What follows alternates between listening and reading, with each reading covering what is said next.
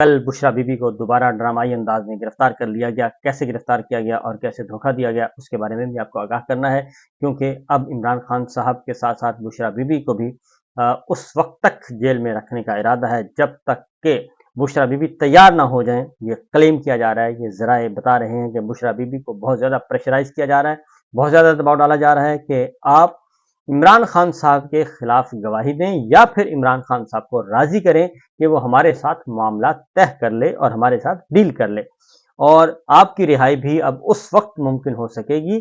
ہم عدالتی فیصلوں کو نہیں مانتے، عدالتیں فیصلے دیتی رہتی ہیں، لیکن ہم زیادہ طاقتور ہیں اور سسٹم ہمارے کنٹرول میں ہے، ہم جو چاہیں کر سکتے ہیں. عدالتیں بے شک سپریم کورٹ کے فیصلے بھی آ جائیں تو بھی ہم ان پر عمل نہیں کریں گے.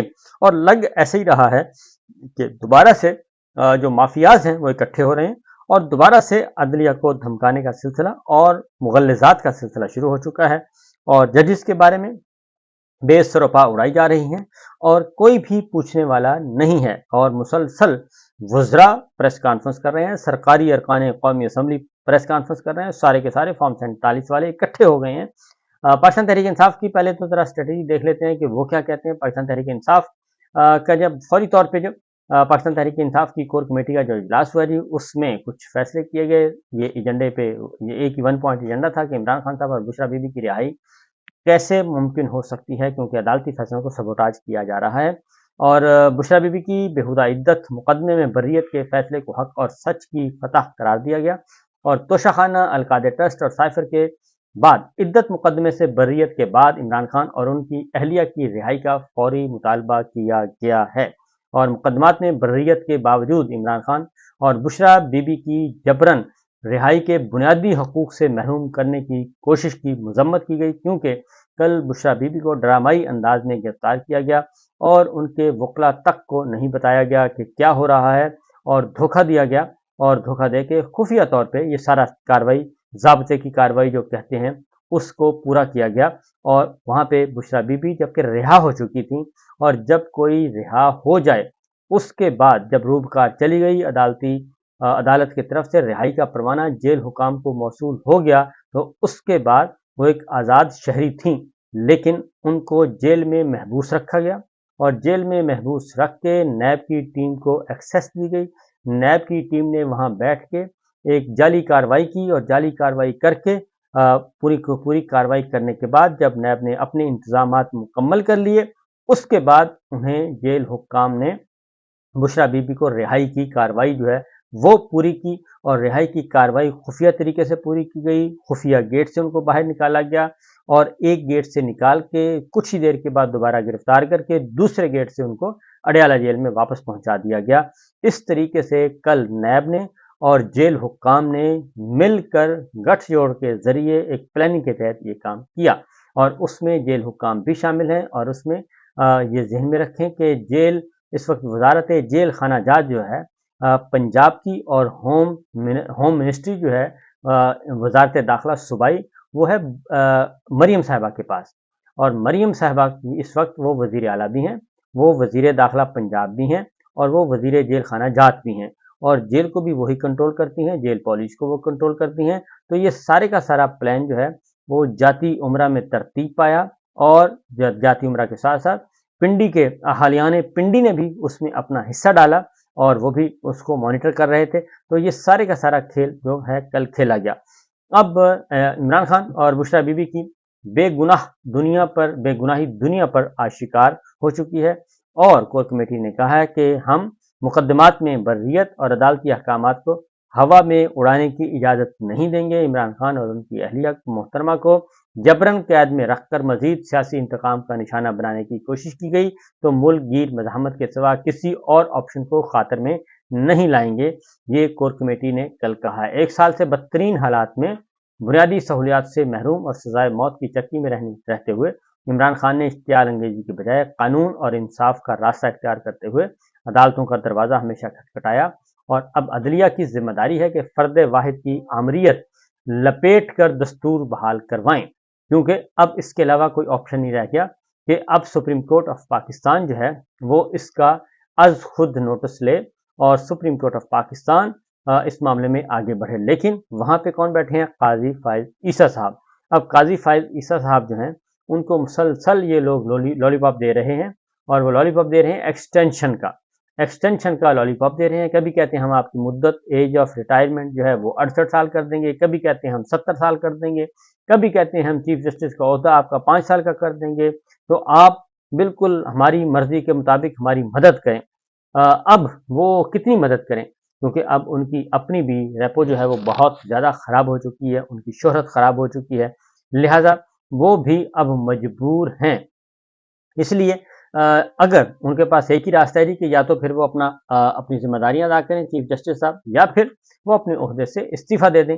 اس کے علاوہ کوئی آپشن نہیں ہے کہ وہ یہ سارا کچھ غیر آئینی غیر قانونی کام ہوتے ہوئے، غیر جمہوری کام ہوتے ہوئے دیکھتے رہیں اور خاموش رہیں. عمران خان کی 9 مئی کے جھوٹے مقدمات، جبکہ بشریٰ بی بی کی توشہ خانہ مقدمے میں گرفتاری کی کوششیں کسی صورت گوارا نہیں کریں گے. یہ عمران خان صاحب اور کور کمیٹی نے کہا ہے جی عمران خان اور بشریٰ بی بی کو انتقام کے شکنجے میں قید رکھنے کے لیے توشہ خانہ کو چوتھی مرتبہ بالکل غیر قانونی طریقے سے استعمال کیا جا رہا ہے. اب توشہ خانہ کے میں آپ کو بتا دوں کہ توشہ خانہ ایک ون آیا تھا جو کہ جج ہمایوں دلاور نے سنا تھا. وہ بھی آپ کے ذہن میں ہے کہ کس طریقے سے سزا دی گئی، وہ سزا بھی ختم ہو گئی. اس کے بعد توشہ خانہ ون آیا تھا الیکشن کمیشن کی طرف سے. الیکشن کمیشن نے اپنی کارروائی کی توشہ خانہ کی، اور عمران خان صاحب کو نااہل قرار دے دیا اور ان کو ڈی سیٹ کیا گیا تھا. یہ توشہ خانہ ون آیا، اور ایک الیکشن کمیشن نے ٹرائل کیا، دوسرا ہمایوں دلاور جج صاحب نے ٹرائل کیا جی توشہ خانہ کا، اس میں ہائی کورٹ نے بری کر دیا. تیسرا پھر توشہ خانہ آ گیا، اور وہ توشہ خانہ بھی اب اس کی بھی سزائیں معطل ہیں بشریٰ بی بی اور عمران خان صاحب کے خلاف. اب وہ جو ہے جج احتساب عدالت جج بشیر صاحب نے دیا، وہ توشہ خانہ تھا. اب ایک اور توشہ خانہ جو ہے وہ ڈالا جا رہا ہے. اب دوسری جانب زرداری صاحب کا جو توشہ خانہ کیس تھا، یا دوسرا کیس تھا ان کا فیک اکاؤنٹس والا، وہ جو ہے وہ ان کو داخل دفتر کر دیا گیا، کیونکہ اس میں ان کو حاصل ہو چکی ہے، استثناء حاصل ہو چکا ہے، کیونکہ وہ ایوان صدر پہنچ چکے ہیں. گیلانی صاحب کا کیس تھا، وہ بھی سرد خانے میں ہے. اس کے بعد نواز شریف صاحب کا کیس تو بالکل وہ ایسا کیس ہے، فٹ کیس، کہ گاڑیاں لی گئی تھیں، تو وہ بھی سرد خانے میں ہے. وہ اپنی اپنی جگہ پہ فریز کر دیے گئے ہیں وہ تمام مقدمات. اور ادھر توشہ خانہ 1، توشہ خانہ 2، توشہ خانہ 3، توشہ خانہ 4، یہ ایک سلسلہ چل چکا ہے ڈراموں کا.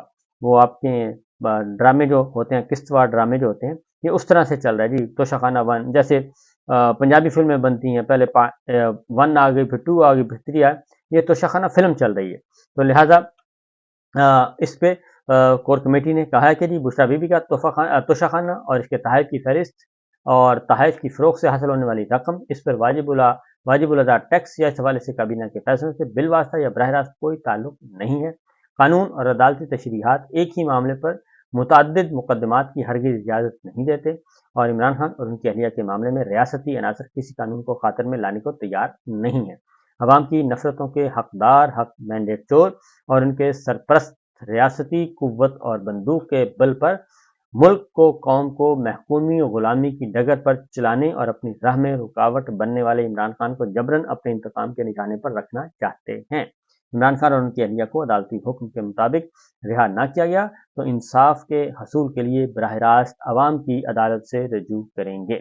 یہ کل کہا گیا ہے. دوسری جانب یہ تو ایک پیرالل چل رہا ہے، اور اس کا میں آپ کو بتا دیتا ہوں وجہ کیا ہے.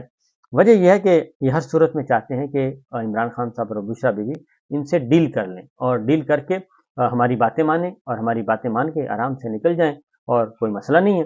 لیکن یہ نہیں ہو سکتا کہ آپ ہم سے ڈیل کیے بغیر عدالتی احکامات اور عدالتی فیصلوں کے نتیجے میں آپ کو رہائی ملے اور ہم اس کو اوبے کریں. یہ نہیں ہو سکتا. اب ججز جو ہیں وہ اس معاملے میں بالکل ریڈی ہیں جی. اور اب یہ میں آپ کو ایک بتا دیتا ہوں کہ کس طریقے سے بتایا گیا. انہوں نے انتظار پچھوتا صاحب نے بتایا، انہوں نے کہا کہ جی پارٹی رہنما اور کارکنان کے حوالے سے بشریٰ بی بی کو آگاہ کیا گیا، اور ہمیں دھوکہ دیا گیا کہ اسٹاف کو بتایا جائے کہ گیٹ نمبر 3 پر آ جائیں. یہ جیل حکام نے کیا، اور ہمیں دھوکہ دیا گیا اور مجھے حراست میں رکھا گیا. مقصد یہ تھا کہ بشریٰ بی بی کی گرفتاری کوئی نہ دیکھے. یعنی انتظار پنجوتا صاحب نے کہا کہ ہمیں حراست میں رکھا گیا، کیونکہ وکیل اندر گئے تھے، وہ سارا کچھ کر رہے تھے. لیکن ان کی کارروائی، ان کو رہا کرنے کے بجائے اور بشریٰ بی بی کو جیل سے باہر بھجوانے کے بجائے، انہوں نے اندر ہی یہ ساری کارروائی پوری کی، اور کارروائی پوری کر کے اندر ہی ان کی گرفتاری ڈالی گئی.